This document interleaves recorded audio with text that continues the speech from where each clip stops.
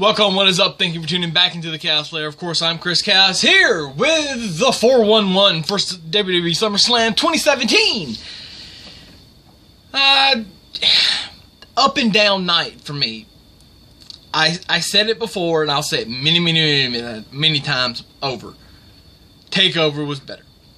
We should have all knew, I did anyway, that TakeOver was just going to be so much better. It was. Let's move on. I'm going to jump around a little bit because I didn't make notes. I'm using my cheat sheet. I didn't make notes because I was at a buddy's house watching it with a bunch of people, so I couldn't really jot down notes because there was so many moving parts, and I wasn't able to do that. So, what I want to do is I just want to go through, and I'll just give you winners for those of you that are sleeping under a rock and didn't watch, whatever. Neville, Usos, Miz, Rollins and Ambrose, Cena, Balor, Cass, Orton, Styles, Mahal, Sasha, Natty, and Brock. So, a couple things.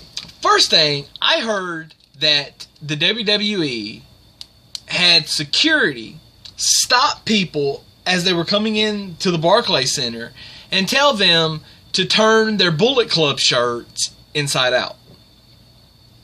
Or ask them to, or whatever. I did see a few in the crowd, but not many. I think that WWE, who especially with John Cena, spent a long time saying, well, fans can do whatever they want when they come to the show. I mean, they can vocalize themselves however they want to. If they want to cheer me, they can cheer me. If they want to boo me, they can boo me. That should also hold true, say, if I want to wear a Bullet Club t-shirt to a TV taping. By the way, Monday Night Raw is in Memphis in a week. Might be a good time to pull out the Bullet Club shirt. I'm just saying. I did it, not the last show, I don't think, but the show before that I did. We'll just see. I don't even have tickets to the show yet, so we'll even see if I even care about giving them that much money to go, because I've also got to worry about gas to go up there. I got to worry about parking when I get there. I got to eat at some point. It's just a lot of stuff. Plus, I'll probably have to, disregard my schedule to be able to go up there. It's just too much. Not letting people in the arena before the first match started was bad. Now, I know as a fan, going and sitting and seeing a show for 6 hours, I did this at a Ring of Honor show a year and a half ago. That's been well documented. I've talked about that several times. That me and two of my friends, the same guys I was hanging with tonight, watching the show, actually sat 6 hours in an arena and watched, I think, 4 ROH TV tapings, plus dark matches, plus. There were Q&As, and there was a whole bunch of stuff. And so the actual show was, I think, it was 5.5 hours at least. Then you add the Q&As that they did in the ring with the crowd, which was insane. But anyway, you can't have the WWE superstars have an empty arena match on a pre-show unless you bill it as an empty arena match. Now, I have no problem if they want to bill an empty arena match and have it first thing before everybody gets in, and then they go talk for 30 minutes while everybody comes in. But the hassle of trying to get into the Barclays Center, from what I hear, is not all that great. So, what the hell are they even thinking? It blows my mind. And then they have the Cruiserweight title match. And by the way, these tickets are not cheap. They're very expensive. I don't remember what they were, but I know I looked it up and thought, well, WWE's lost their damn minds to think that, there's like $600, $700, something like that for floor seats. And somebody can correct me if I'm wrong. Or for ringside seats. And maybe even more than that. It's insane.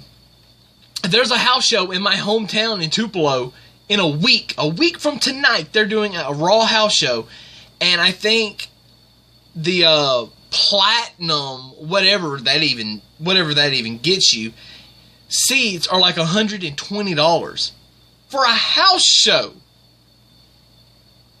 I mean, this is insane. Anyway, let me get off of that. They changed the Cruiserweight title, which I'm not a fan of just because they did it on the pre-show. And then they changed the SmackDown Tag Team titles, which again, I'm not a fan of because of the pre-show. I will go back and watch those two matches because titles changed and because my buddy Justin really recommends that I go back and watch that tag title match. So I, in return, because I know he knows good wrestling, will recommend it. And if I'm really wrong, I will apologize to everybody. I just can't get over the whole Bullet Club shirt thing. It's just unbelievable. So a couple of the notes here that I've wrote down. I'm just going over some of the stuff. Baron Corbin losing to John Cena. John Cena is at such a level that he could lose a match, and he's going to go to Raw anyway. How do I know this? Because he's advertised for the Raw house show next Sunday night that I may or may not go to. The fact is, Corbin needed the win after the Money in the Bank situation, and that would be the reason for Cena to leave. He lost, so let's go. You know, maybe I just need to move on. Big Show and Big Cass, that whole thing was stupid. I didn't even watch it. I went outside, and we threw disc golf. Well, he threw disc golf, and I kind of watched. It was dumb. Orton and Rusev was just not... I don't know what's going on with Rusev. I hear through the grapevine that he's asked for his release. At least he's still being professional and working, but I don't really get what's going on. I just don't know. I'm not a fan of Sasha Banks regaining the title for the fourth time. She didn't need it. Alexa needed to keep her momentum, and Sasha didn't. I don't know. Maybe they'll do a title change tomorrow night. I don't know. If they do it and Emma gets it, then I'll be over the moon happy that this happened. But in any other world or outcome, I'm not going to like it. I love that Natty finally won the SmackDown Women's title. I mean, I've said it time and time and time again. She's been in the company for so long, and she actually tied Trish Stratus's win record, or win total, with the win tonight for winning on pay-per-view, which surprises me because name your top 5 Natalya wins on pay-per-view. Go ahead. I'll wait. Okay, I'm done waiting. Get back at me later. AJ and KO had a good match. I love the Shane McMahon variable.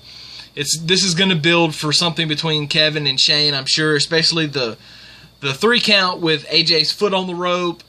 We'll see where that goes. I love seeing the paint on Finn Balor's chest was just awesome. I love that. I'm glad he finally got to do the demon gimmick. And now both of these guys are tied at 1, so we got to have a rubber match, I feel like. There's got to be, I hope it's not tomorrow night, but there's got to be some kind of rubber match between the two. And it could go either way, and I'd be happy at this point, just because I like both of these guys. By the way, I got to give props to Naomi while I'm thinking about it, because she looked phenomenal tonight. And her and Natty had a really good match. And Sasha and Alexa stepped up even higher, and they had a better match. It still wasn't Ember Moon Asuka, though. I definitely recommend you going back and watching that. The WWE title, I'm very, very happy that they kept it on Jinder Mahal. I'm very shocked that they did as well, because I thought they were putting the rocket on Shinsuke Nakamura's back and just shooting him as far and as high and as quick as they possibly could, and they didn't do it. So now, I mean, they could do a rematch on Tuesday and the title change. I don't think they'll do that. I hope they don't do that. But if they do, whatever. It's going to be interesting to see where they go there. And I hope that this is, if they keep it on Jinder long term, this was a good speed bump for him to get over to stay where he's at.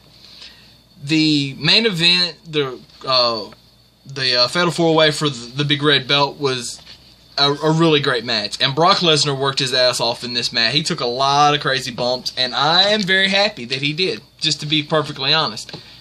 He needed to, and he needed to put these other guys over, even though he was going to win and retain the title. But he needed to put these guys over because they are the ones that are there, busting their ass every week, every show, house show, TV, pay-per-view, when Brock's sitting at home, not working, and being the champion. But these other three are the guys that's doing it, and I love how it played out. So, there you have it. There are my instant quick thoughts. Get at me on Twitter, at The Answer Chaos. Maybe we'll talk some more. Tomorrow, I very, very much anticipate sitting down and watching TakeOver again, and then watching SummerSlam over again, just to pick up on anything that I didn't pick up the first time. I'm going to be so wrestlinged out like I was after WrestleMania, after probably Tuesday, that I'm probably not going to want to watch any wrestling for another 5 or 6 days, but we'll see how that plays out when that plays out. So, without further ado, that's all I got. Make sure to subscribe if you haven't, and leave me a comment, because we all love nice or bad comments. I don't give a fuck. Just, if I suck, tell me I suck, and we'll argue about it. So, until tomorrow night for the 411 on Monday Night Raw, I am Chaos. Deuces, and Chaos is out.